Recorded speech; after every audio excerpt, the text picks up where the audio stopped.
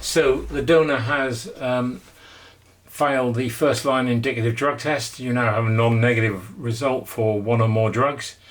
So I need to show you what to do to send the sample off to laboratory for a second line chain of custody test. Hopefully you will have seen my previous video on how to complete the donor consent form for the chain of custody test. So if you haven't, if you could be useful to read that first. So I'm going to put the form to one side and we're going to assume it's all been signed and dated and completed by yourself and the donor. Put it to one side and I'll show you the other components of the kit. So when you get the kit, you'll not only get the donor consent form, you'll get a postage paid envelope, first class envelope. So the sample is going to go into a normal post box. Inside the packaging here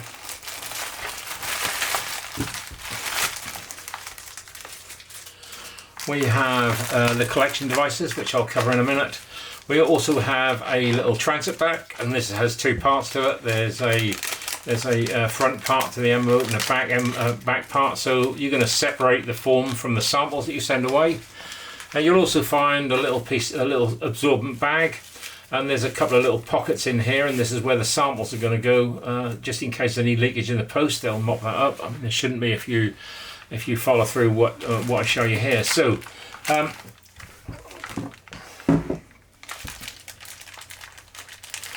Open this up, and in here we've got two collection devices and two vials. So just open each packet. We should be working here on absorbent material. This is only a training video, but when you're doing this and you have a donor room, you should have some absorbent material. So you have a collection device itself, and you have some buffer solution in that packet there. The use by date is printed on the packaging, so this is 29/02/2024. So you're normally going to get somewhere between 6 and 12 months shelf life on these things, their expiry. So in here we have another collection device and we have another vial. The expiry date is also printed on the vial itself at the bottom, so just to ensure you never use one that's out of date. Buffer solution in there, and the same sort of solution you had when you did your lateral flow COVID devices, and two collection devices here. So what I would normally do is I would invite the donor to put both of these in the mouth at the same time, and like your first line indicative drug test using saliva, they put the pad onto the tongue and then every 30 seconds moved it around. So this is exactly the same. So they'll have both of these pads in their mouth resting on the tongue. 30 seconds later you'll ask them to turn it and put it to the bottom of the tongue or the underside of the tongue, and then 30 seconds later back to the top. Why I say turn it, because on one side of here is plastic, and if they lay that on the tongue, then obviously it won't soak up saliva. So the little pad, the absorbent pad, needs to be in contact with the tongue. So I'm now going to put these both in my mouth, and I'll come back in a minute when and show what happens. So you'll notice here that there's a little window there, and that little window is white at the moment. When there's enough saliva on these pads, that little window will turn blue. So I'll just come back. Normally takes somewhere around between 3 and 5 minutes. I'm going to speed up the process here a little bit. Because I've got a couple here that I did just for the video. So there's one, and you'll notice now that that little window has turned blue.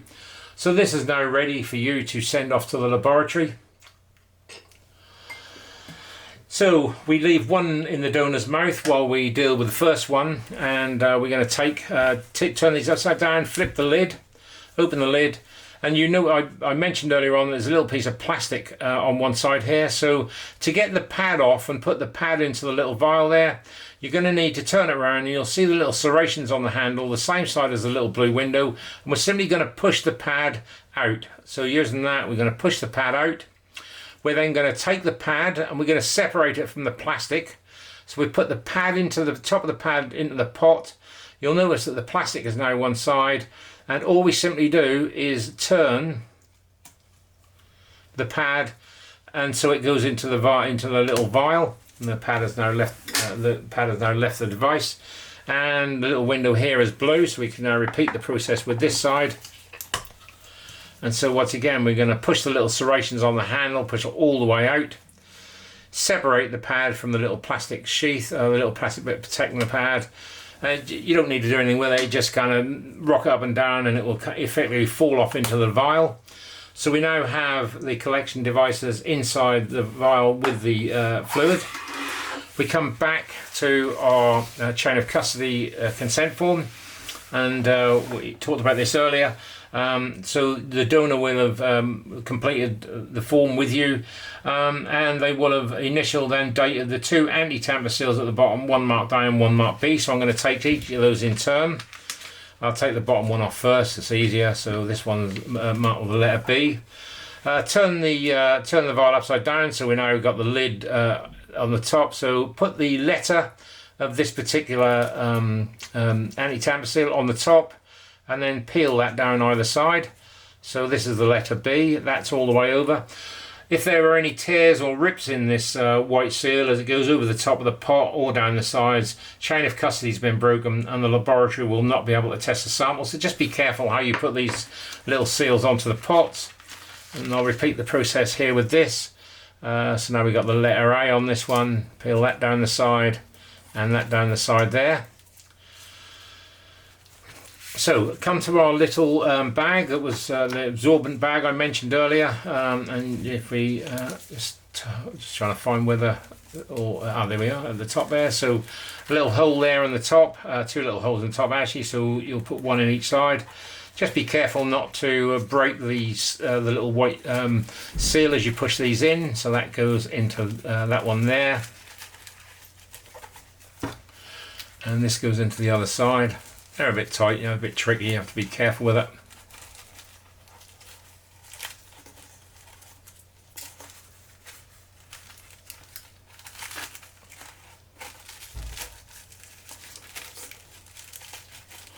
So we've got one marked A and one marked B there. So we come now to the little bag. I mentioned that there was 2 parts of this, a front and a back part. So it tells you on the form what we're going to do with this. So the top copy, return to lab. And so we peel that off, fold that up. It's always worth checking and make sure all the signatures and everything are filled out and the form is signed in all the places it should be before you send it off to the laboratory. We're now going to slide this into the back part of the envelope.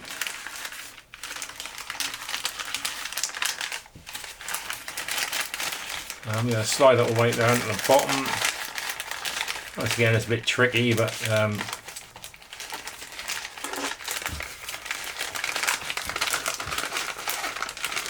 and we're going to put the little vials into the other side. So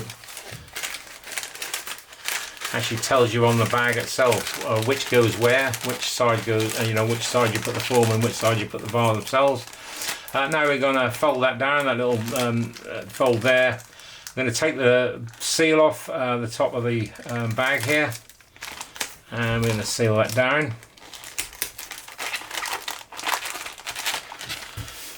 We're now come back to our postage. That's now sealed. We're now going to come back to our postage bag. I'm going to put all that into the postage bag.